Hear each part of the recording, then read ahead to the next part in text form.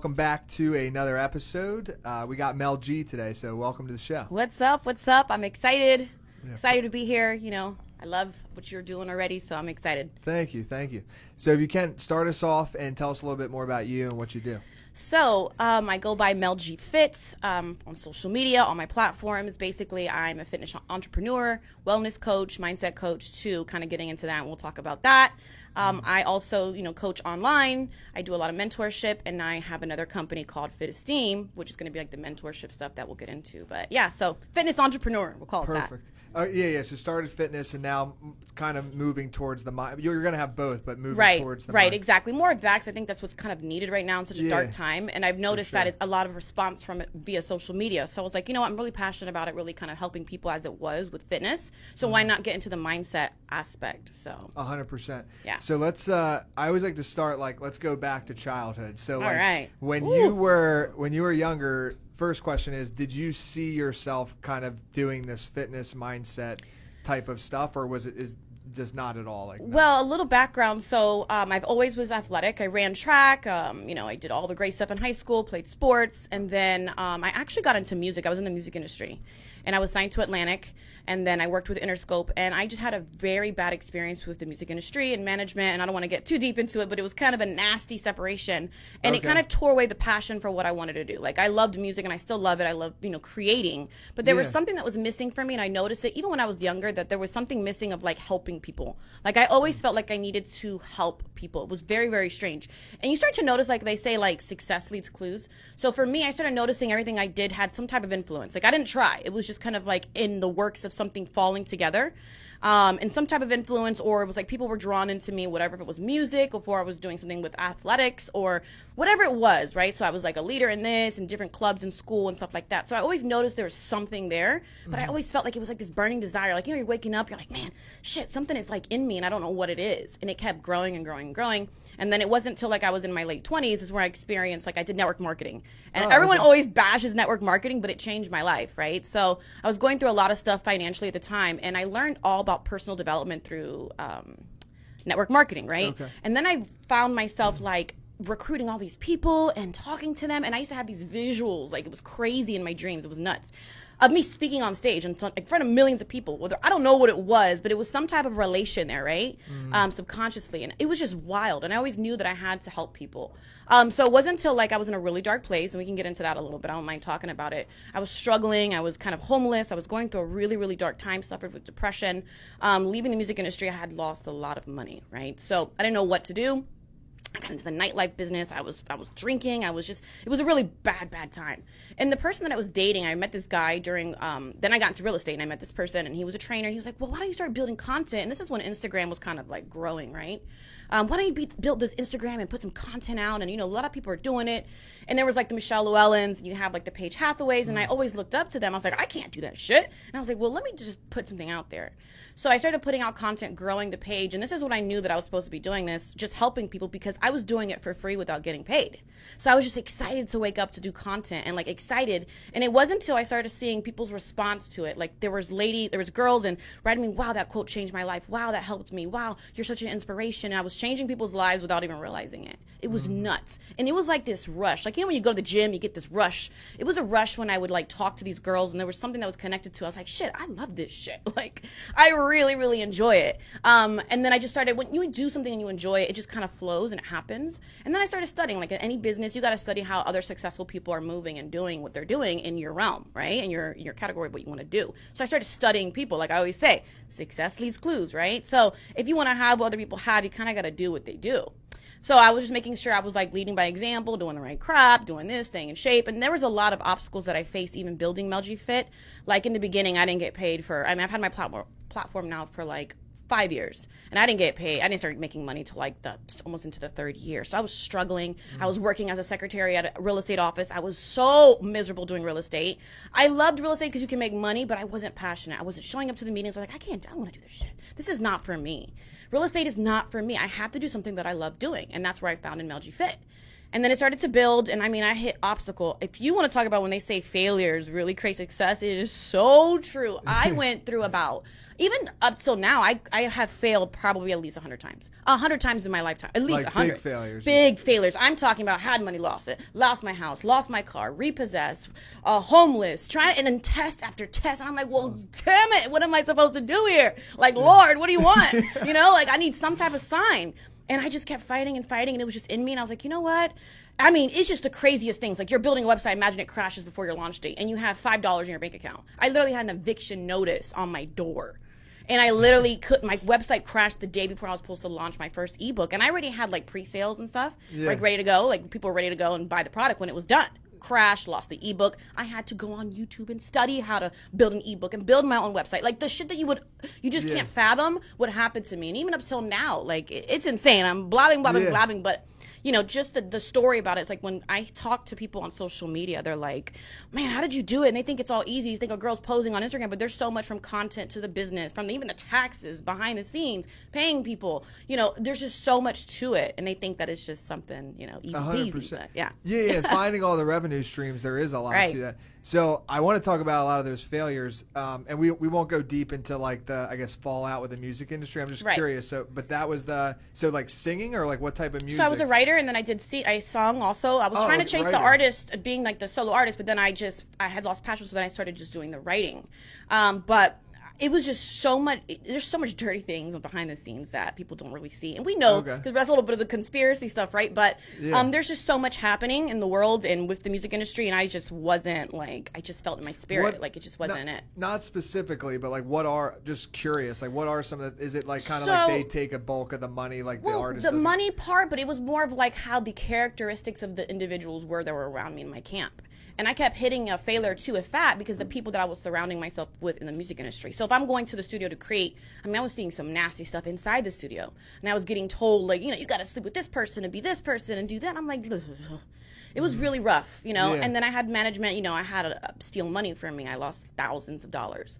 And it was just one thing after another. And then I looked at it saying, okay, maybe this is not what I'm supposed to do because, you know, at the time you're failing, but you're also learning. We know that, right? So I was learning that this was not meant for me and I had to let it go. And that's like, that was my childhood dream. Like, who doesn't want to be the star? And you see all this stuff, you know. I was a big Eminem fan. Oh, yeah? So you gotta have, you know, I can see you being an Eminem fan, you know what I'm saying? I was like, dude. You liked 8 Mile? For Halloween. I was Eminem when I was younger, dude. You were Eminem for Halloween? Yeah, quick little story because it's funny. Oh my God. So my girlfriend in like 6th grade had a Halloween party, and then the mom asked me, "What are you going to be?" And I said Eminem, and she thought an Eminem. Oh right? And then I show up with a visor like flipped upside down. Oh my! I'm Eminem, fam. Like, what's up? I was like, I'm Eminem. That's what I said. Either way, that was a sign. No, that's so funny. I just remember that. That's what's crazy, you know. Yeah, no, I was Eminem's biggest You're fan. still I'm a little bit. A little bit. Oh, I still like. Still get him. fired up for the I gym with do. it on. You put it on your headphones. I do. Yeah. Yeah. I do. Yeah, That's we so could go funny. deep in Yeah, that. yeah. That's a whole nother day. That's a whole other conversation. Yeah, I'm a big fan still. That's cool. Recite a song. That's funny. So, but then from there, from the music industry, next came the real estate. Yeah, so real estate mixed with kind of like the network marketing stuff. Oh yeah, so network I was doing network marketing at first for the extra income because you know they sell you this big dream, right? And I was doing well in it, and I had, but the thing is, and it worked. So I made some money, but it wasn't what I was expecting. But what I learned more than anything, that's probably the most valuable aspect, that's kind of priceless, was forget a check. The mindset that I learned, the coaching, the how to actually speak. I learned how to speak because I was presenting in front of like hundreds of people in this room. I learned how to kind of recruit people. I learned how like the influence of it. I learned my etiquette. I just learned so much that they don't teach you in school, right? Mm-hmm. You have all the basic stuff, but the mindset, the personal development, the reading, the Tony Robbins, and you have all these people. And they don't realize, like, even reading, like, audios, it's so important for success because when you're having that down day, you have to understand that someone has been there. Another book that changed my life was by Tim Grover called Relentless. That is an awesome book. He talks about being Michael Jordan's coach in an epic book. Changed my life. It's talking about being, like, do or nothing, like, do whatever it takes type shit. Yeah, okay. And that book changed my life. But, yeah, so I did that, and then I just wasn't – I was learning so much with network marketing. I wasn't making the money. So I was like, what am I going to do here? And it was crazy because I still talk about it, but it wasn't until I started opening the page and doing the stuff that I was doing for Instagram and building, and just what I knew I was in the right spot, the right time, like everything happens for a reason, was the messages that I was getting and that rush. It was I get emotional even talking about it, because that rush that you feel when you're helping someone, for me, that's my drug. And I knew when I was doing that, I was like, oh, this is it. So now if I can just master the craft and get the audience, this is a wrap. Yeah. And that's what I did. And it wasn't the money at first. And it wasn't the money. I was making no money. I was making no money for 3 years. No one knew that. Yeah. Everyone said, oh, she looks good. You know, she's probably making a lot of money. No, it wasn't until I started launching the ebooks, and then it wasn't until I started launching the online coaching, and it wasn't until this, and then I had management, and then you get endorsement deals, you know, all these different things, and then I signed a deal with Adidas, and I did really well. So it started like just building, but it was like, I'm talking about, I couldn't even put furniture in my house, and no one knew that. People saw me posting, they were like, well, oh my God, she's living this life, but there was no furniture in that house, right? Yeah. And that was the same place I got evicted from, by the way. So that was freaking and then amazing. Yeah, so it's crazy, you know, and I think that people don't see that side of it. You know, they don't see the side like when I was homeless, or, you know, and being people think that, oh, because you're a good-looking female, you can go get a guy and do that. That's just not my thing. It's never been my thing. I've been very independent. I've worked very hard because this is my long-term life goal, right? So, you know, and then I bartended, I did some stuff in the nightlife industry, and that tore me apart. Cause that's where I got somewhat addicted to alcohol. I became really depressed, and I was really unhappy, and I was just drinking every night, you know, creating this bad habit, and it started consuming me, and I was just very borderline, like, just depressed. I was like giving up.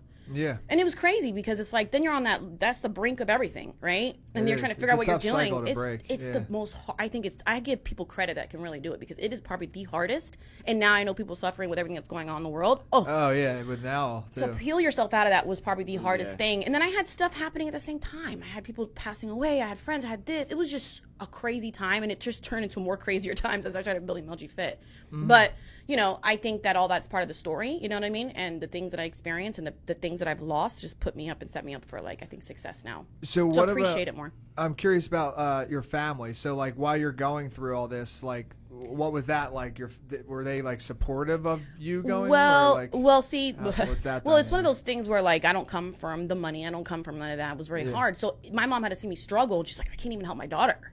Oh, okay. But you are close. Yeah, I'm very, very close to my mom. My mom was like, do whatever you need to do. She knows I'm kind of like a rebel. I left Tampa, by the way. I'm from Tampa originally. So I got up one day, 19 years old. I said, I'm not going to live like the rest of these people in my town. And I got up, packed my bag, didn't tell nobody, and drove to Miami. And stayed with a friend on the couch. Oh, yeah. That is awesome. So I've been here for like 14 years now, and like I was the person that just got away. That's what everybody says. Because I go back home and everyone's doing the same shit. I'm like, I can't live like this. There's something in me that's just, you know. So I've always been that person that just does everything to get something going.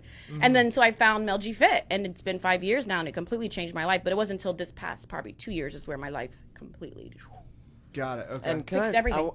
I like what you said too earlier. You were like, you went online and you were like watching videos on YouTube and like talking about school. I feel like that is like way better than school. Like, oh, absolutely. If you're doing something in your free time and you take the time to learn it, then you kind of know. Yeah, and the thing is, that's what it is, and everything is out there for you. And this is what people don't understand. Like, as long as you do the work.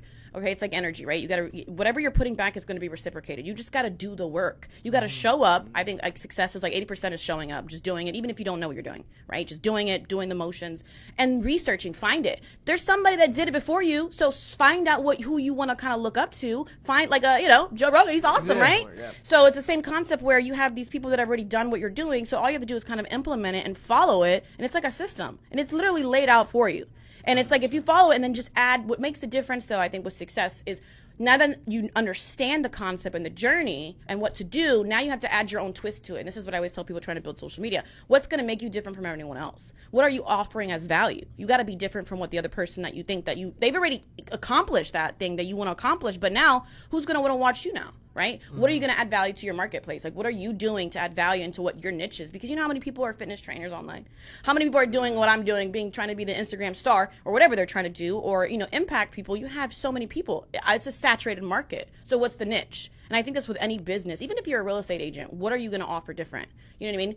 And I think that's why all these other, a lot of successful entrepreneurs, they stand out is because they add value to something. They change what the perception of what you think is something, and they make it better. Right? Definitely. So I think that's why I've added this mindset concept of what I'm doing with Fit Esteem, which is fitness, obviously meets mindset. So it's building women's self-esteem and kind of showing them like, listen, I did it. I was broke. It's okay. That's the thing. People are so scared to not be okay. Yeah. And that's something that I'm trying to like implement. Like, listen, you can do it. And then, you know, building the social medias and kind of taking people along my way. But the main thing is like, what's going to make you, and you've been sharing that, like, because you've been doing it for 5 years. Right. And I know I just hit it. It's just kind of big in my face here. So, I mean, wait, no, let me let that go. These darn Rogan mics. Drop the mic. Yeah. So I want to ask this. So with being like homeless and everything and all that, like, Right. how are you able to like continue, I guess, work? And like what was that like? Were you like sleeping in a car? And then So I had my car before, and then after that, I got repossessed. So I was like, okay, cool. But the good thing is I had good people in my life. So I think the universe starts to work with you when you're meant for something and you start doing the right thing. And I think the act of service of helping other people, it's kind of just lined up for you, right? So things started like the last minute, like my faith, and I'm very spiritual too. So like the things started happening, like I was like, whoa! It was like by the last second, I probably wouldn't have survived, and something would happen. Money would come from somewhere, or some friend would reach out, and my friend just let me sleep on the couch for a little bit. But then you become like, okay, well, I'm on someone's couch, and you don't feel, you don't have your privacy. You can't operate at 150%. And the things just started happening. I said, well, if I'm so sick and tired of being sick and tired, I got to do some shit. Mm-hmm. Like, this can't be it. This can't be it for me. Like, there's no way. So I just kept fighting, doing my research, building. And all I did was like, you know what? You love doing this, Mel. Just create the content and get good at it. And I just started releasing it. So I put one video out. It went viral. I think at the time I had like 200,000 views, and my page just started blowing up from then on. Oh, so that was like the thing, pivotal. yeah. Okay. It was, I don't know, I looked like I was a jacked up freaking, I was just like in a zone, I was just working out, my blood was pumping, and people don't realize, I'm not trying to put myself on a pedestal, but people don't see the face, they see like a good looking face, right? And then they don't see like the jacked up body, so like, what is this machine? So I think it was a kind of a different look, right? Okay. Because you have these bodybuilders that look sometimes a little tired in the face and stuff, so I try to bring like a glam to the bodybuilding aspect of that world in the beginning. And then I kind of, simmered it down, I wasn't trying to be all jacked up, but the video did really well. It got engagement, and it built social media, and that's when Instagram was actually doing really well. You had the algorithms acting right. Oh, you know what I mean? Yeah, so things were just building out. So who knows? But it's So that was like the first big, and then that's probably when you started to receive a bunch of messages. Yeah, like you inspire me. Yeah, whatever it was, and I was just building. And then I had this thing, it was funny because it's funny the things that work for you now, people back then would make fun of. So people would always say like, oh my God, you're always so cheesy with these motivational quotes. You're always so this. And I'm like, what do you mean? I love that shit. Like, and I would get like talked about all the time. Like even the person I was dating was like, Mel, you're too extra with this motivational stuff and guru. I was like, but that's me. Yeah. And because I kind of like mixed that with that, still to this day, I get my clients or people that I work with, wow, Mel, that's inspirational with that quote you posted or this, or it changed my life. Like it got so nuts, and I'll fast forward a little bit here. 2 years into this, as I started coaching people, I was getting late girls from like committing suicide, stopping commit suicide, alcoholism. People were like changing their lives. So when I know I was doing that, I said, this is my drug, It's just crazy. It's crazy. Now, how did you, from the alcohol, like how did you transition, like, or at least from making it a bad part of? Well, I kind of got sick and tired, so I knew that I had to make a decision if I want to look good and be that person. It had to outweigh more than the reason why I wanted to drink. Gotcha. Okay. And that's something I think that, and it comes, I think, also for some trauma, like from the past I've been through, and the trauma responses, and I can get into that a little bit as I'm learning more about it. But, I think it's just an outlet. Like, I think people that have trauma or anything when it comes to depression or even, like, addictions, it comes from a trauma response because it's an escape.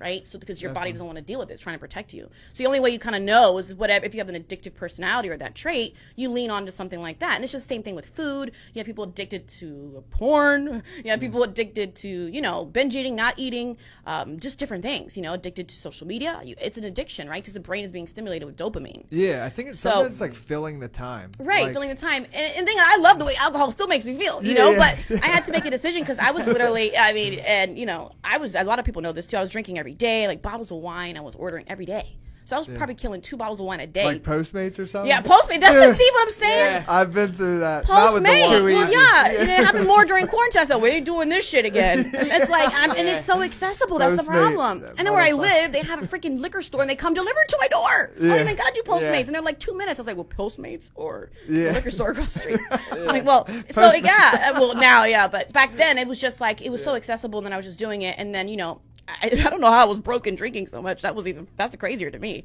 I was just finding a way, but that's what's crazy to me. Oh, I'll find it. And I got to the point, like, and a lot of my friends know this, so I don't mind talking about it. I would get the little Shutter Homes from the gas station, the little red wines. They're like $5 to get a 4-pack. Yeah, there you go. Yeah, but that's not really funny to talk about. But I had to pull myself out of it because I knew that at one point, like, it was going to consume me. And it's like, okay, if I want to do this and change people's lives, I got to lead by example. I can't be this alcoholic and being this person that's down and motivating people. It's a contradiction, right? And I still suffer sometimes from like anxiety and depression, and I kind of just, what gets me going is just stimulating my mind. And that's with anything. And you can get really deep into that by, battling anxiety or depression. You get your body moving, you start releasing endorphins, move your body. That's why fitness was such a big part, and people were losing their mind during quarantine. And that's something that's interesting because that's what I started noticing. My business exploded because people were like, and that's when I knew that I was building the Fit Esteem aspect, because people were like, Mel, I'm so depressed, I need something. They just want a community. And I was offering that and creating these programs at home, but it was also connecting to mindset. And I was creating this mindset program. So I'm calling it now like I've renamed it 360 Transformation, where it's like fitness also, but you're getting mentorship of like mindset and keeping you. And people love that because you're stimulating them. And that's when I noticed that, I know it's not a really good time for a lot of people during the first kind of lockdown thing. And I don't want to get too much into it. But I noticed that people were just really depressed. Like, it was bad, and they just wanted to talk to somebody. When I created that light in their life, I was like, oh, here we go again. There's my drug. And it was just crazy to see what, and it helped me launch this other new program that I'm doing and building. So it was insane to see that. So let's talk about the programs. And right before we do, like, how much does, like, working out impact the mind? Like have you found? Like, is it really? Well, I think that's what saved me. So, for instance, if I was suffering from depression or anxiety, fitness, not only obviously I built a platform and changed a lot of people's lives, I probably have transformed 1,000 people, more than thousands of ladies, right? Women. I only train women. But what I noticed that what saved me, I had to get the same stimulation I think alcohol was giving me, like the rush, in fitness. So it's like when I was working out, I was actually feeling the same type of dopamine and the adrenaline and the, all the stuff that happens in there. I hit the mic again. All the stuff in the, just smack it. Boom. That's how I feel. I'm so fired up over here. So, I think I was feeling and experiencing that same feeling. So I was like, whoa, wait a minute. And that's why you've noticed, I say, like, sometimes fitness, working out has saved a lot of people from addiction and alcoholism. And that's why they say people that are recovering addicts, they got to do movement. And they give them a routine. It's another thing. They feel like when they're part of something, they don't feel so down. It's so massive. So the fitness saved me. So I was like, okay, listen, if I work out, I'll get the same rush, but I know I have to look good. If I'm going to drink, I'm going to blow up. I'm going to lose my physique. And then how can I lead by example and show someone I can give them a result? So then that's what kind of pulled me out. And once in a while now, like, I have more control over it now. But sometimes I like my wine. We're talking about tequila, I love Casamigos, but there's a time and place where it's control. But if you ever get to the point where you can't control it, that's when you need to completely stop. Definitely, yeah. And if you find like you have a problem, sometimes you don't realize that it's consuming you, right? And then it starts to become a tumbleweed effect. So depression, alcohol, certain alcohols is a depressant. Tequila's a stimulant, though. I'll tell you that. Yeah. So anyway, but other wines and stuff will actually cause more depression. It actually affects the frontal lobe of the brain. I started studying all this stuff to see how it was really affecting me. And then, that's why they say people that are bipolar or they have all these other things, stay away from alcohol because it taps into their brain. It actually flips the switch on them. It's crazy, but yeah. No, I can totally relate because I feel like that's what running kind of is for. Like, it gets that high. Like, I run very hard. In the mornings. Same thing. I love sprinting. It's my thing. That's why I love track. Yeah, then the rest of the day is just so much easier, and then I feel like I got that out of the way. And like, alcohol was kind of that out for me to like turn the brain off, and that's what it doesn't turn it off, but it's like it stimulates it so much that it's actually calming throughout the day. And that's been, I guess, one of my struggles is like I can't turn it off. Yeah. Because I'm always just wanting to work, do something. And like, it gets to be 10 p.m. and you're like, time for fucking bed. Yeah. You like the stimulation of it because then I need something. Right. And that's the same thing kind of with me. And I think that's what happens sometimes at night. Like, I'm the same type of person. So I'd be like, okay, I got everything done. When you get bored is when you want to drink. It's weird. Yeah. See? It's weird. And I'm like, well, I'm at home. Well, I'm not really big on TV, but I might watch a show, get in my feelings, drink a glass of wine. One wine turn into a bottle. Yeah. So it was like one of those things where it's like I need something. Like I'm an upper person too. Like I need coffee. I need stimulants. I need to feel doing like I'm doing something and feeling productive. But as soon as I have idle time, and they say idle time is the devil's playground. So you got to be very careful. That's a big thing that I always say. I like that quote. That's a good quote. What I say now? That was a good one. I got to remember. I got to write that down in my notes. No. Idle time is the devil's playground. Yeah, we'll flip that one. Yeah. So let's talk about the program. So the first program is more focused on fitness. Yes. Right. So like, if somebody comes to you and they want to work with you, like what does that look like the process that you take? So what I've done. So first I had just regular PDF ebooks, right? Very passive income. Boom, boom, boom. People go on the website, they buy it, right? And then I wanted to veer in, and I didn't know. This is the craziest part. I was training. I knew how to kind of train myself and create these ebooks and PDFs and train people to get a result. But I wasn't a certified personal trainer. So here is this girl on Instagram trying to create these programs, and then I finally studied it and learned how to do it. But I was selling programs, and I was like, well, I want to get onto online coaching. I want to be more hands-on, where it's customized. It's one thing to have the passive income, which is great because you create a PDF, you create, you're not seeing the money just coming in. But it wasn't enough. I said, okay, this has got to grow. And then I started also working with with a management company at the time. My manager was booking me for different things, and I got to deal with Adidas and did certain things. But the mainstream income was from, the ebooks, and then I wanted to get into online personal coaching. So I studied it, and I even hired a mentor that did what I was doing and taught me kind of a lot of stuff how to do it. And then I started building it, and that's what started changing my life. I literally went to 6 figures in 3 months. It was crazy. That's awesome. I went from zero to nothing.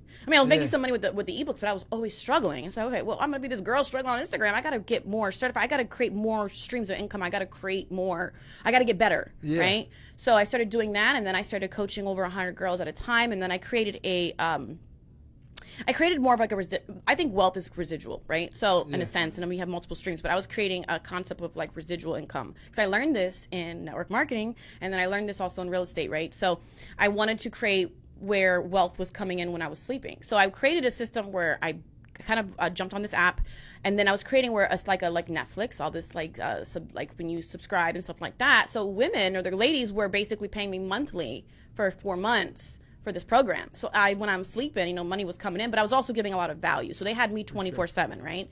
And that's really important that you got to deliver the product. You can't just think you could set something up and then you don't deliver, right? So it's very, very important, especially when it's connected to my brand. So I started building that. And so now what I've done is with the mindset coaching, I'm creating all kinds of funnels, and that's really important for business too, right? You got to funnel things out. And, for sure. And you just got to be really smart. So you can have this platform, but if you don't know the business side of it, you're not going to become successful. And what are you just going to be another face, right? Mm-hmm. So I'm building now another module, different modules with the mindset coaching and stuff like that, where it's going to be based like an app. Subscribe, they're able to subscribe monthly, and they can get motivational stuff, packages, and I'm doing now the mindset coaching. So I'll be doing one-on-one high ticket valued coaching. So that's gonna be really cool. So there's kind of there's programs, and then with the 100 women that you said, that's right, is that kind of group community coaching? Yeah, it's kind of like a community. So I have the ebooks that are kind of just here. So I'll do a leg and glute guide. I'll do a home guide, and then the customized coaching is where I coach you every single day. I give your workouts, I give your food, customized meal plan. So that's where that's the main juice and potatoes. It sounds kind of weird, but the juice and the potatoes. I like both. You know what I mean? Bread and butter. The bread and the butter. And potatoes, yeah, so it's one of those things. So that's how kind of that, exploded. Yeah. So, but the ebooks just kind of are there, Okay. Gotcha. on the side. When I do different ebooks, different body parts, but the customized is different. So there's two aspects. There's that. Yeah, and how I pulled them was Active Campaign. And this is all keys to success. So Active Campaign, I would, I accumulate emails and I retarget them, stuff like that. You got to be smart, right? So, and people get value. So I send a lot of emails insight, tips, for free, because people deserve that value too, right? You want to give them something so they always come back, which is very important. And I learned that. Now that's where I'm getting really, really good at, because now I'm tackling that, and that's how I'm learning to kind of, create more long-term wealth with that. So. Got it. Now, for the customized stuff, is it do you do stuff where you send, say it's a high ticket, high, will you send them to get blood work or something? Well, that's kind of deep. That's actually really good though. Now I think for the older, I kind of want to do something like that, because it's really important for a lot of, I'm starting to coach a lot of older women, which I love. So what's happening is they don't realize that sometimes there could be hormonal problems. So you have to get that blood work checked. And I had a young lady that she didn't know she had a thyroid problem, and she was having the hardest time trying to lose the weight. And then we found out she had a thyroid problem. See, they don't know that, and they think that, well, this program is not working. You know what I mean? And I'm like, well, you might want to check your blood work, girl. Like, you know, that's what I was like, asking, I mean, it's big now. That's messed up, right? And it's messed up, and there's a lot of stuff too. Even older, like the hormone replacement therapy. I actually worked with a clinic called Biohacks. They were actually the gentleman was on Melitza's the last show that I spoke at. So they have like a clinic where they do hormone replacement therapy. So sometimes I would send people there, like referral stuff. But that's really important too. As you're getting older, you don't realize that, even in men too. It's huge. No, 100%. And it affects your, you know, if you can lose or gain muscle and your energy and all that great shit. So. Yeah. No. 100%. Well, you know, the other stuff too. I'm not going to get that, you know, PG-13. You know? A little bit, as much as I can be. Yeah. No, anything goes. No, it doesn't. Yeah, I'm trying. Like, I'm spiritual. Oh, you'll. No. I'm trying to be. I'm still Mel. So. Guy. So, and then we'll come back to this, but I want to talk. Let's talk about. Or no, before that, actually. So, can you might not be able to name names, but with some people that have come through your programs, like where they were and then where they, because we went through your story and obviously very transformational, right. But like some of your clients, like have you worked with somebody that, I know you have, but like, can you talk to some of those stories? Oh yeah, man, I've had some crazy transformations. Well, the first one, even this is more mentally, I've had the fit. I got this girl on a program, and basically how I do it is I pull leads off of Instagram, right? But now I have the active campaign. I have a very big database, so I kind of retarget them. But I basically was transforming. I transformed 3 ladies. I said the one first was mentally about the alcoholism. She was addicted to alcohol and pills. Mm-hmm. And she called me one day crying, and I'm like, I think I picked it up because I have like a separate phone for business, right? Yeah. And I picked it up, and she was like, I'm about to commit suicide. I overdosed on pills. What do? I said, me? What am I gonna do? I was like, oh my god! And I had to talk her out of that. She wanted to take more pills. I said, don't do it. I don't know how. I don't know, by the grace of God. And that's what I knew I'm supposed to be doing. What I'm doing. It was just crazy. Yeah. So I saved this girl's life, and she's been sober clean now for 2 years. So I got her into the fitness and got her, you know, just doing all these things. And she said it was because she one day opened up my page and she just felt connected. So all these girls that I speak to, there's some type of connection with them and me. And I'm like, wow, this is big. Something, whatever they're feeling is pulling them in there for a reason. So I've had other transformations where women, I think a lady lost like 50 pounds, like, you know, and I'm coaching a lot of moms, which I love. So I think it's like a niche for me. You know, I'm in my 30s, but I don't really talk about it. But I don't have any kids. You know, I'm my own kid still trying to figure out life. But you know, I coach these moms that, you know, they're all depressed. They don't feel like they're good enough. But I had a mom like lose 50 pounds. She had 2 kids and she lost 50 pounds and they feel so good. And you're creating this good energy. And I believe that you give someone a transformation, not only do they become loyal, they become happy. But you know, when you're feeling good, you attract better. You set yourself up. You're attracting better relationships when you feel good about yourself. You're attracting good energy. You're waking up with a different mindset. You're feeling good. Everyone is going through something. So when you put fitness in there, you're getting a lot of you're getting some heavy stuff. Mm-hmm. So I was doing these coaching calls with the girls before I set them up. That's how I kind of do it. And the things that I would hear was wild, what they're going through. And they're like, wow, this program saved my life, or this program got me feeling better. This helped my relationship. This program, this. And I mean, there's been some crazy transformations where, you know, nowadays girls want the booty and the legs. You know, that's kind of what I built my brand off of, right? So a lot of these girls want the same thing. So I've seen girls go from 88 pounds. I saw one girl that was anorexic. Now she's 120 pounds. I helped her get out of anorexia. It's crazy. Oh, yeah. So there's so many different stories, you know. And then there's some that just get the program. They never do anything. I'm like, yo, hello, you just invested in this. But that's how people think. You know, so sometimes people are, you know, he's like, you know, you got to kind of work towards this. It's not going to fall in your lap. That's anything in life, right? Yeah. But the transformations, I mean, I could just name so many. A lot of it was more mental before physical.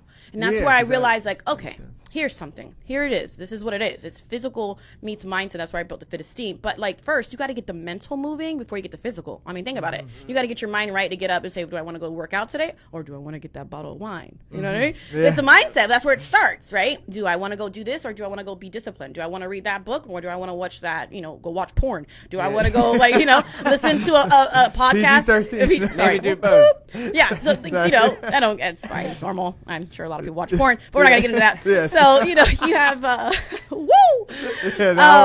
Anyway, where's my coffee real quick? Let me get a little sip. So I think that, you know, you have all these different aspects. You have decisions, you have choices, and and it's literally your choices that make you, right? Yeah. You are your choices. You wake up like, you know, I might not have brushed my hair today, but I brushed my hair today. You know, I put a little makeup on. I couldn't have put makeup on. I decided to send some emails. I couldn't have done it. And, you know, everything is a choice and a decision, and that's what kind of you are your choices. And I read this book. You probably know what it is. Awaken the Giant by Tony Robbins. Oh, yeah. It's my favorite book. I still reread it sometimes. I'll have to re-listen on audio. Right, because you gotta, yeah. I mean, I try to do audios, but sometimes if I read, I'm better off. But audios too. For sure, yeah. It just depends on what mood I'm in. But Awaken the Giant is probably one of my favorite books, and it talks about that, right? Your decisions that you make, you know. Mm-hmm. So yeah, I wanted to. I just lost it. I hate when that happens. Damn, I'm talking so much. Come back to me, man. Come back, baby, come back to me. All right, let's go back to the music. And come on, Eminem. Back to. All right. Wait, I want to talk about conspiracy theories. So what are some of your favorite? I can't say too much. Yeah. Well, looking for me. That too, but I want to say too, because we were talking about the gym and like the mental. One of the greatest memes I saw was like, was like, it's like if you see someone in the gym with no headphones in, you know they're working on like not just their physique, but it's something that, you know what I mean? Oh, that makes sense. Wait. If I don't have headphones, I'm losing my shit. Yeah. I need headphones in the gym. I'm a music person, so I have to have like some type of stimulation. But I mean, there was one time when my headphones died. I had to do without it. It was very, very, very treacherous. But I don't. Yeah. What do you mean by that? I'm actually curious. Like. Because I can't do that shit. If you see someone working out in the gym, right, usually they have headphones, but if they don't have them in, you know, there's something going on inside that they're working out, you know, because usually if you have headphones. You mean like there's something that's really triggering them to get that workout in, like they're upset. Yeah. You know, that makes sense. Like they've had you know, on the verge of a breakdown, or maybe they feel like they're kind of blowing off some steam. Yep. Yeah, I didn't think about that. It makes sense. I feel bad. It was like a meme. It was like if you see someone without headphones in, don't bother them in the gym. That makes sense. Actually, I never thought about that. You're right. Sometimes they look really. I kind of picture someone being really upset, and I've seen their faces in the gym, and they don't have headphones on. Totally, yeah, I think it is because I would be pissed if I forgot my headphones. First off, I know that's not what you mean, but like, no, I would be really mad. So if you could do that without that crap, you're good, fam. I don't know. So before conspiracy, I remembered as you guys were talking is momentum. So I think that's one of the biggest things. So I'm curious your thoughts on it because I feel like those choices, right, that Tony's talking about, that you're talking about, they are hard when you're kind of battling the like some days you choose the wine, some days you choose the book or the workout. But if you choose the workout, like if you get a weekend and it's a full week workout, then like that next week's easier. And then for me, it's gotten to points where like I haven't drank for like, I think my longest is like 6 months or something like that. Oh, wow. And it kept getting easier and easier and easier and easier. And the workout every morning, like when we came back from vacation, I think we went 4 months, didn't miss one morning of a workout. Oh, wow. And you know, you occasionally miss one. Right.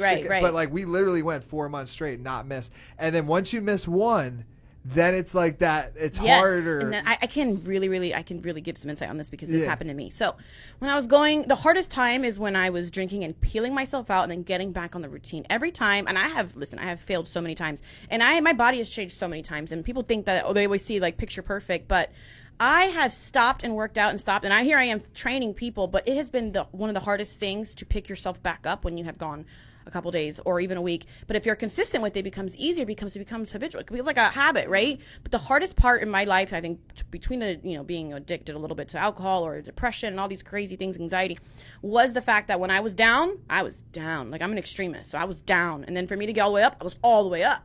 Right? So it's like I'm either one way or the other, but it was the hardest time, and every time I had to transition, I think I've done that same little rut for at least 20 or 30 times in my Mel G Fit career. And I'll go like, the 2 weeks, I'm not training, and people think they see me training, but, and then I get back up and I try to fight hard, and it's the hardest thing. That's why I say consistency is probably that's why they say it's so important in success in life and everything, because if you're consistent, it makes everything easier, and it's going to happen. It's like law of attraction, right? But as soon as you stop, woo! Getting back up is the hardest. Peeling yourself up, and then it is like literally painful. It's like, oh. Yeah. So it was hard when I went. I was in Turks for for New Year's, and I didn't work out for like 5 days or whatever, and it was so rough. I tried to do like a little beach workout. I said, screw this. I went to go get tequila.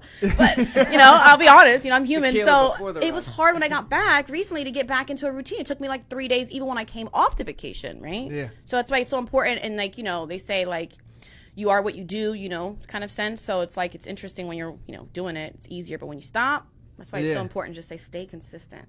And that's what me and him said, because we visited family for like 2 weeks for the holidays. Yeah. And like we still worked out, but like we were drinking and just we kind of like you get into the zone. Eating, and like you just let it go, and it just makes it so much harder. So much harder. So like it's not easy to stick to routine, but it actually does get to a point where it becomes pretty. Right. It becomes a lot easier than the back and forth of yes. like a week off, right. 4 weeks on. Yeah. That's a struggle. No, it's really a struggle. No, for me, I'm right there with you. It's hard. It's really, really hard mentally. But then I think I'm addicted to adrenaline of the rush of fixing stuff. So I started kind of studying myself. So it's weird. So like sometimes it's just, I flip the switch and I'm like, that's it. Like I get literally fired up knowing that I'm in a shitty place. It's weird, and then it like triggers, and I'm like, okay, it's like I don't know if I like to self-sabotage because I like to fix things, which is weird because I like to fix people. Think about it, right? It's a brain thing. Maybe I like to fix myself, and I like to recreate. I don't know. It's weird. It's something that comes subconsciously, but I've realized that I get fired up all of a sudden, like it triggers me, and I'm like, okay, I'm going to use it. Like I get more fired up to see the transformation of myself. Yeah. Right? It's like weird, right? You know what I mean? I think it's like, I think people, because I've thought about this exact thing. So I think people, it's like self-sabotage in a sense, but it's also like it's almost like something to do. So like when things are going like, when I'm sober working out every morning, like shit is easy, honestly. Like it's just like, I know what we're doing. It's just simple. And then I'm like, let me fuck this up a little bit. It's just weird. Let me drink for a week. And fucking not answer. Yeah, and I wonder if that has something to do subconsciously, like yourself, not self-sabotage, but sometimes they say like people fear success. You don't realize that it's there. And you get kind of on the verge and you're like, okay, what happens if I'm too good and then everything ends? But if I can pull back and have a reason to fight hard, then I'll be consistent. It's weird. I don't know what it is, but it triggers us, and I don't know how we interpret our brains, but I do the same crap. Sometimes, and I'm normal, I'm a human, but people think it's always easy, but I think it's when you get back up is what really creates character, for sure, right? Because if you stay down, you're going to stay down, you're never going to move forward. If you go up and you might want to get better at how many times you go up and down, but I think that when you're just overall can get back up, that's where they always say take breaks but never quit. For sure. And I think we are our own biggest obstacle.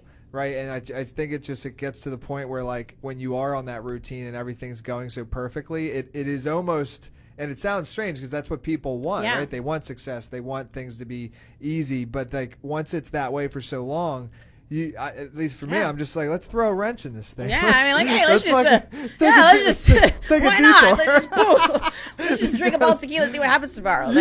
Because like shit, I need something to figure out. Like it's already so funny. I think that also that's why people feel a certain way. They feel purposeful when they're part of something or community. It could be the same concept. Like you feel like if things are going too smooth, it's funny. Sometimes you say people get bored, and I wonder if that's what it is. Yeah, I think. Especially if you need a stimulation of something all the time, maybe you get bored and you self-sabotage without realizing. To kind of recreate and see if I can fix this again. Maybe you get to the point where like, well, I've done this so many times, I can do it one more time. And the thing is, I don't know what it is. And after I don't know if because like afterwards I will regret it because I'm like, oh, things were going, and now I have to like fix it. Right. But then like I don't know. But then I think back, I'm like 2020 hindsight, right? So it's just like. No, I guess I did want to do it. I don't. And then you try to blame it on other people. Yeah, it was that scenario. I'm like, it was the environment. It's me. It's me being crazy. Something in my brain. But, So talking about crazy, let's talk about conspiracy. I want to talk about some conspiracy theories because what's crazy about them is a lot of the times they become accurate. Yeah, man. And that's freak me out, man. They're gonna come after me, man. I know. Yeah. So what are just off the top of your head, is there any right now that you are like diving down the rabbit hole in, or what are some in the past maybe that you've? Well, I always knew that, I don't want to get too much into it, but I always knew something with the music industry or like control and kind of what's happening now with our society. I don't like to talk about politics and things like that, but everything's kind of falling into a place where I remember being a little girl and I do believe in aliens. I don't care what nobody says. I thought I saw one when I was little. Y'all might think I'm crazy. Tell us the story. Okay. So that's another conspiracy. I think the control aspect of what's happening with our society is definitely one, right? We'll let that kind of play however you want to play it out in your brain. So, I think there's a lot of control happening, and I think that's one of the biggest conspiracies, and I think, not getting into it again, but the aliens, let's talk about these suckers. So I was younger. I am not crazy. I have spoken, I stopped telling the story because people were like, Mel, you got to lay off the wine, bro. Like, Like, come on now. No, but I was younger, and I wasn't drinking. This is before wine. Yeah, this is before wine. So, I don't know. Couldn't have been the wine. So this is so crazy. So I literally was with my dad at the time, my stepmother. And we're driving down in Tampa, this street, and there's like this, where the Raymond James Stadium's where the Buccaneers play in Tampa. So there was a big stadium, there's like a park. So I was looking out the window, and I always had this fear. And they say sometimes when you have a fear or something or a phobia, it's connected for a reason. Either if it's from like a past life experience or some type of experience that you've had, but sometimes your phobias or your fears are connected to something that has, they say, and I believe in like past stuff. And then it happens. And then it happens. So like when the way you react and your response to it could have something to do with something that you experienced in a past life or something spiritual or something crazy. So I've always had this fear with aliens. I don't know why. And I don't know if it was Unsolved Mysteries growing up watching that crap, but I remember watching it to see doo-doo-doo-doo and the UFO thing. I don't know if it just freaked me out. It didn't give me a good feeling. So anyway, long story short, driving down Del Mabry, which is a huge highway in Tampa, and I look up, and I swear to you, I saw a flying saucer, the shape of what they say they look like, whatever that sphere-looking crap thing is that freaks you out. And it was literally hovering, and I saw do like a woo-woo, woo-woo, and then it went gone. Yeah. And I said, Mom! Well, I said, Dad, actually. And I was like, Dad, did you see that? He's like, what are you talking about? And he thought it was crazy. I was like, no, it was like a spaceship-looking thing. And I don't know if it's because I was watching Unsolved Mysteries as a little girl at 8, 9 years old. It's not good because it freaks you out. Because they used to talk a lot about aliens on that show. This is the old Unsolved Mysteries, not the new one they brought back on Netflix. Yeah. So, anyway, long story short, I seen one. And then one of my other best friends, this might be why we're best friends, she's in Tampa, she said when she was younger, her name is Tara, I hope she don't get mad at me. So Tara said that she was sleeping one time, and she's very premonitic too, has like a lot of intuition, kind of like me, but we're very, very relative at the things we experience. So she was sleeping one day, and she felt like, they say sleep paralysis. So she was a young little girl, and she was sleeping, and she felt like someone was holding her down. And when she opened her eyes, she saw this figure, like a little, whatever you want to call him, an alien thing, a person, I don't know. And it was hovering at the bed, and she seen it, and then she screamed, and she was like awake, but she wasn't. And then she said that she opened her eyes and it was gone, but it was definitely a figure that it looked like, and it didn't look human. Yeah. And it looked like alien-like, different. What alien meaning doesn't have to be like it's a freaking creature. Alien's like different. So it could be, it definitely wasn't normal, right? So that was that experience, and I remember that, and I still think, who knows, but that's one of my big conspiracies that I believe in. And then everything that's happening with the world is one, and the music industry, everything, there's something going on. Yeah. You know what I mean? I think sleep paralysis is serious. Like, I've had sleep paralysis. Yeah, I've had it too. I had it recently too. It was weird. I'm like, who's in my house? I'm like, yo, spirits, get out. You know what I mean? So I'm like, I don't know, but I've had it. I don't know. What's that stuff that you burn and you like? Sage? Yeah, sage. Yeah. I tried a sage, and then it was weird. I shouldn't say this for my sagers, but I was saging, and then the next day I had a really bad day. I said, okay, you know what? I'm putting the sage away because it didn't do me no good. Unless I unraveled something. I brought him out. I'm like, great, y'all need to go back. They smelled it. They were like, yeah, I don't know. It was crazy, but I've had a lot of crazy experiences. So, and I think that everything happens for a reason. For me, I'm very intuitive, and like I believe a lot in spirit stuff. So meaning like, not more signs, but things happening for a reason, like, like being outside and grounding yourself. And there is something bigger happening in our universe. I definitely a big believer on that because I've been very intuitive, and I've been very premonitic my whole life. So I can feel things, and I think that's also has to do why I coach people and help them, because I can feel their energy. Like I can literally, and I'm becoming more in tune that I become more aware of it, which is crazy. So I thought at one point, they call me like an empath apparently, so I can feel things and understand people, and I can feel their energy. Sometimes I have to shut it out because then I'll be around friends, I'll be in a good mood, and I can take everyone's energy out at once, and I'll just feel crazy, like insane crazy, and I'll be like, oh my god, I gotta go like isolate. And so I started noticing myself, I didn't like being around a group of people, so I started self-isolate, and that's why I think maybe my depression kind of can kick in, or the anxiety or stuff like that. It's all kind of tied into one. So I became really premonitic and just intuitive, and like things would happen, the signs, and I'm just very observant too. So that could be all placed together, but I could be in a room and just feel people's energy. I could feel behind me, like just crazy stuff, right? And I love that aspect of me because then that's how I'm able to help people. I can feel them even through the phone. It's crazy. Yeah. And then it's like I become a chameleon when I talk to these girls. So I do coaching calls, obviously, right? So I do, when I'm on the phone with them, I can feel their energy, and I become a chameleon to what they are.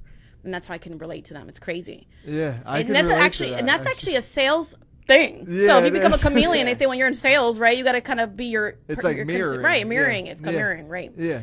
So yeah, and you naturally, I can totally relate to that. So how, like, concerts not your thing, maybe then? No, I love concerts. I love music, but even with all the people and everything. Well, at first when I was younger, I didn't have that problem. But if I were to do it now, and I was in a weird state of mind, like if I felt off that day, I wouldn't be able to go. I'd be like, I can't be in that big group right now. I'll watch it like online, and it just depends. You know what I mean? So and that's why I've noticed too. Like I stopped really going out a lot, and all these things were happening because I just felt like I'd get weirded out if I was in a bad place, and I could just be like, I gotta go. The energy here is off. Just feel it. I just gotta go, and things have happened like that, right? Yeah. I've even had energy before, like where I'll be like getting into a car, and I just won't get in the car. I won't get in a car now to this day with someone that's drinking and driving. Not even if they had one drink, I won't do it. I get like this crazy feeling, so I'm like, nope, not me.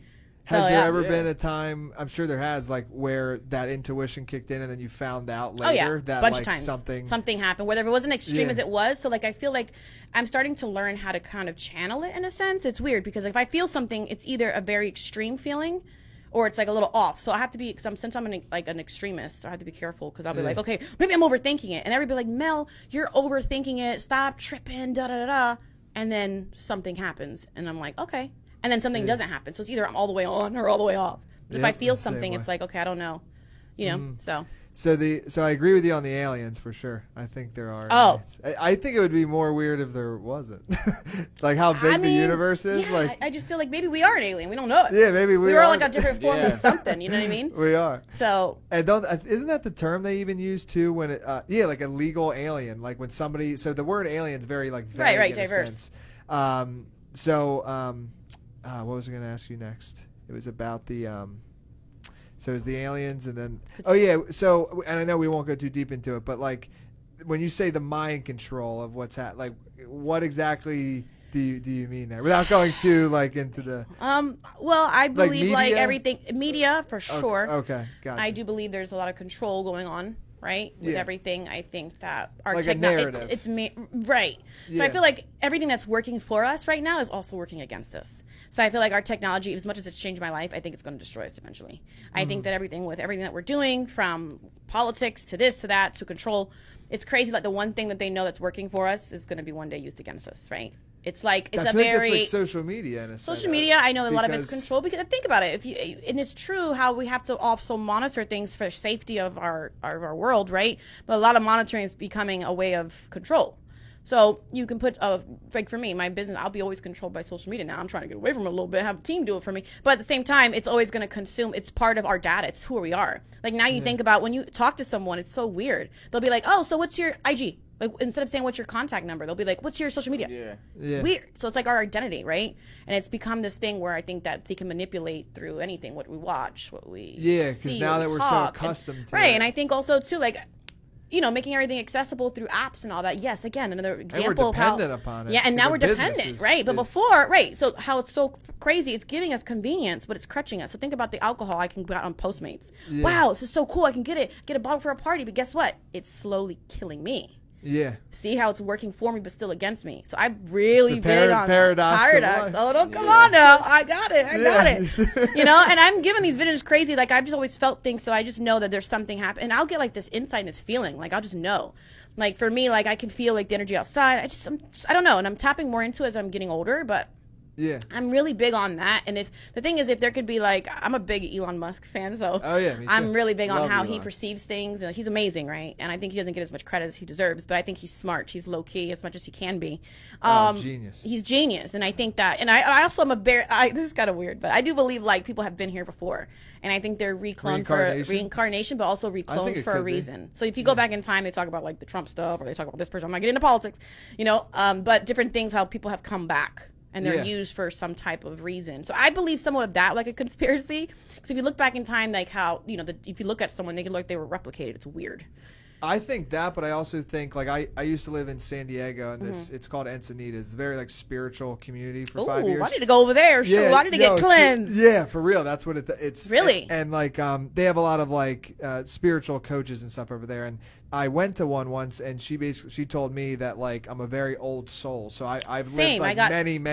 Someone told me that, too. And some people, this is, like, their first time ever. Right. So and they're going through a learning experience. Yeah, exactly. So I think, the same exact person, I think it could be, but I do think, like, definitely as or pieces of a soul or a soul, like, because you can just tell, like, I think, and that's, I wanted to ask you about intuition too. Oh yeah, like, this is big for me. Things, and I don't mean to say like everything's easy for me. That's not what I mean. But what I mean is, like, I do, from growing up, I've seen things come naturally to me a little bit more than most. Right. Same. And I think that's because it's like this. There's something I that's feel already like there, I've done it already. Right. Like and I gotta add to that before I forget, because my ADD is a little crazy sometimes. So it's interesting that you say that, because I have had, and lately I've been doing this too. I've been having, like, I have a lot of deja vu. I have a lot of dreams. I have vivid dreams, and I'm like, why have I been here before?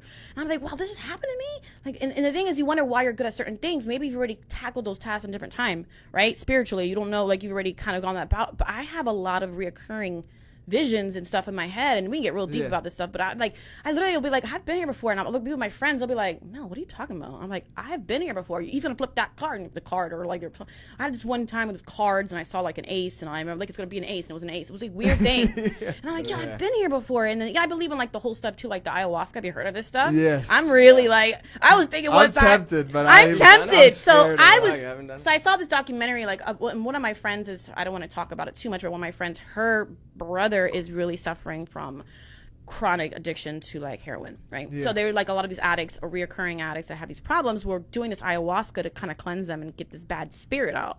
Well, I was a virgin when I was drinking. Once I saw this documentary, I was drinking wine. I was lit. And I'm at home. I'm like, you know what? I think I had to go to, like, Peru. I think I got to go find this shit. And I'm like, I started crying. I called my mom. My mom was like, okay, put the wine down and call me in the morning. And I'm like, okay, Mom.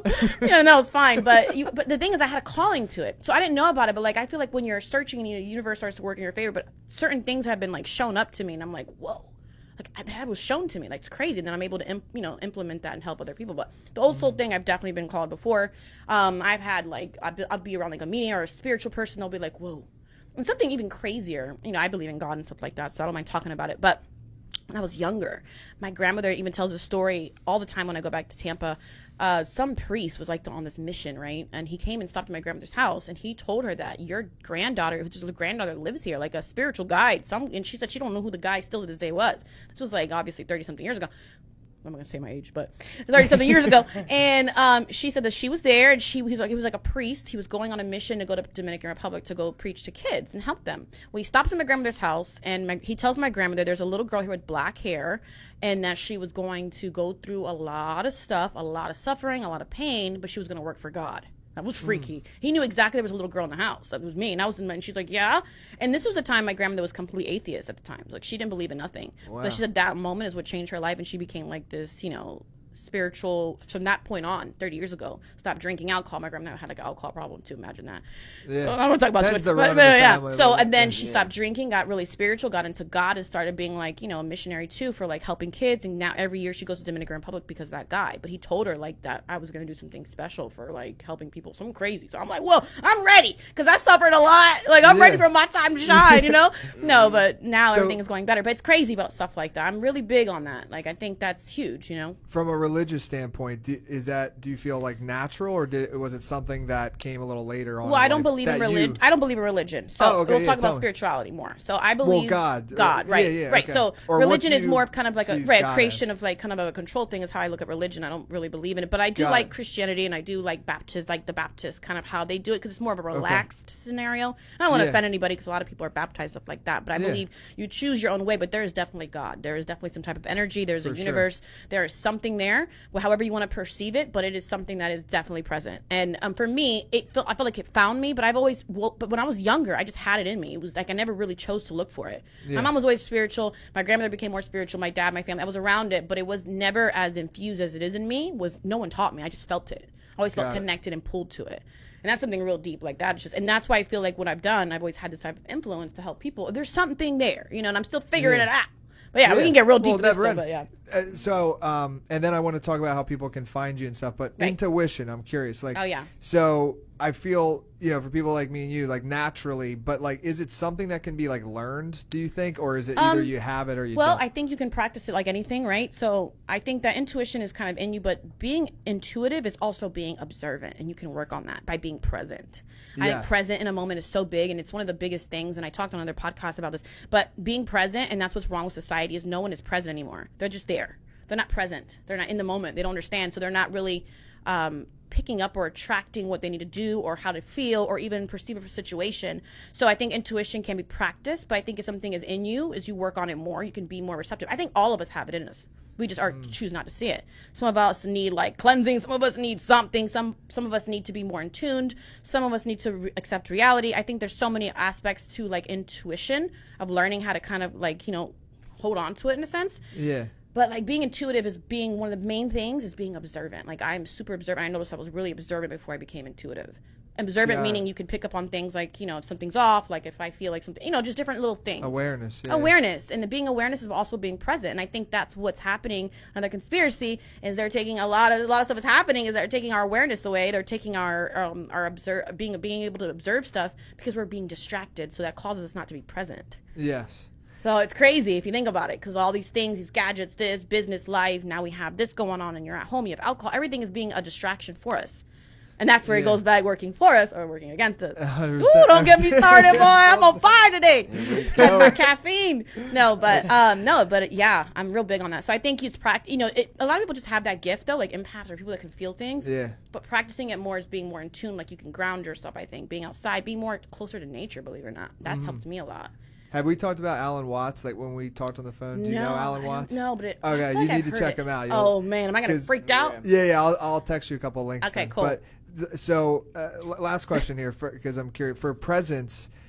Like when I was in that San Diego space, that's where I feel like learned how to be present. Right. So like the funny thing, it's another paradox about presence is like to be present, you don't really try to be, because trying to be present would actually be out of the presence. Because it makes sense. Yeah, right. Because you're just there and then you're overthinking and you're like, okay, well, I'm not really present because I'm not letting it just happen. Exactly. So it's like this, like, so my question to you is like, how have you learned? Because when people ask me, it's not really like I don't really know a formula. I just say like, I've just allowed everything to like fall into the place it's meant, and then like right now we're doing an interview, so my mind's not anywhere else. We're just focused here. Right. But like that's actually difficult to do for a lot of people because they would be thinking about their next thing or bills, problems, everything. This COVID, everything. So do you have? I think like working out definitely helps. Like for me, like if I don't work out in the morning, my presence for the day is screwed. Right, because you're not really into. So you're what happens? Like maybe it has something to do with like the serotonin that's released in your brain. Yeah. Because we need serotonin to sleep, and think about it. Serotonin keeps us up and happy, but serotonin is also needed. It's high at your sleep time. So imagine when you're sleeping, you can't actually relax and fall asleep. It's because your serotonin might be off too. That's another thing I learned. But it makes sense because you have so many distractions. But what was caused by the distractions? We have life. We have this. We have problems. We have things that are happening, and I think that causes us to overthink and not be present. I'm actually really present today too, which I love because I love doing this. I think it has a lot to do also with liking and loving what you're doing. Yeah. So that keeps your attention, right? It's like, and to think about it, when someone's watching football or someone's watching a sport, they are glued. Most people are glued in that because they love to watch it. And that's also they're present in that moment, but they're not present if they're in a restaurant next to somebody and they're watching a game. So that's where it makes it like a paradox. So, you're present, you're here, but you're not really present. You're watching a game, you're present with what you're watching, but you're not present in what you're doing. Yes. It's crazy, actually. Yeah. Think about it. And I just kind of got excited thinking about it. I was like, whoa. I gotta record myself here. Thank God we got Willie. Yeah. Good. Willie. No, and everything kind of is a paradox when you really boil it down. So it's like that's the Matrix. Cool. It is. Don't do it. No, but the conspiracy stuff, wild. But there's a bunch of different ones, I think, so I think we're just living one big one. So let's do this. I'm gonna leave it to you. Just tell everybody like where they can find you, like socials, website, books, and anything you have, so they know where to stay connected with you. So everyone can kind of reach me on Instagram. It's Mel G Fit. All my social media handles are the same. Facebook, MELGFIT. My website is melgofficial.com. I am writing a book. I'm in the process of that, so that'll be out hopefully, when we get to it. But I am working on that, kind of telling my life story and how to pull yourself, turning your pain into power. Wow. So thought I had that on silent. It's all right. Who does? It's a booty call. No, I was kidding. Dude, obviously 2 p.m. No, you never know. Listen, times are rough. Okay, you gotta be present. Okay. No, that's cool. I like that guy. Yeah. Look, you got now. You're like blushing. You're happy over here, Tyler. What's going on? I don't recognize this one, but if it is, well, it might not be. You might not be present. I don't know. That's too funny. So yeah. Oh yeah, oh man. Back to that book, turning that pain into power. So yeah, I am working on a book. I'm calling it "Turning Your Pain into Power." Kind of like how telling my story of how I'm able to kind of tell my story and get through it. And all my kind of scenarios. Kind of be talking third person because I can't put no names in there, but I might. But anyway, turning your pain into power. That's one of my biggest things. That's what I kind of go by. So that's going to be the name of it, I believe. Coming from one point, how to just build a massive, business for yourself, or even just turning it and being a value to society, I think, right? That, and then that's kind of it. So all my handles are Mel G Fit, and then I have Fit Esteem. You can, I don't even know my own handle for Instagram for it. It's fit.esteem. So it's FIT .esteem. SOESTEEM. Lord, I better learn how to spell. People are going to call me out. So I have that, which I'm really excited about 2021 for Fit Esteem, because that's really, I think, where my calling is really built into, of really mentoring and helping, and then just kind of speaking and putting it out there, right? And just kind of giving people this hope. And I think as I'm tapping in more into it, I think it's going to be really big. And fitness opened the door, so I'm grateful. Perfect. Well, thanks for coming on the show. Yes, I loved it. I had a good time. I'm coming back. Yeah. Round two. Definitely. Got to be present. Yeah.